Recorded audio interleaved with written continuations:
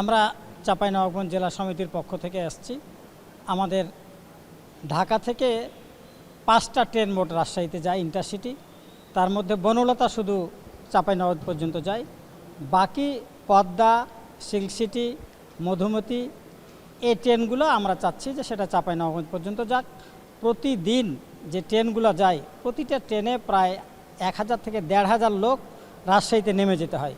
তারা বিভিন্নভাবে চাঁপাইনবাবগঞ্জ যাওয়ার কারণে ক্ষতিগ্রস্তের মধ্যে পড়ে, অ্যাক্সিডেন্টের মধ্যে পড়ে, ছিনতাইকারী কবলে পড়ে। এজন্য আমরা আজকের মাননীয় উপদেষ্টা মহোদয় এবং সচিব এবং মহাপরিচালক বরাবরে আমাদের স্মারকলিপি আমরা দিয়ে গেলাম।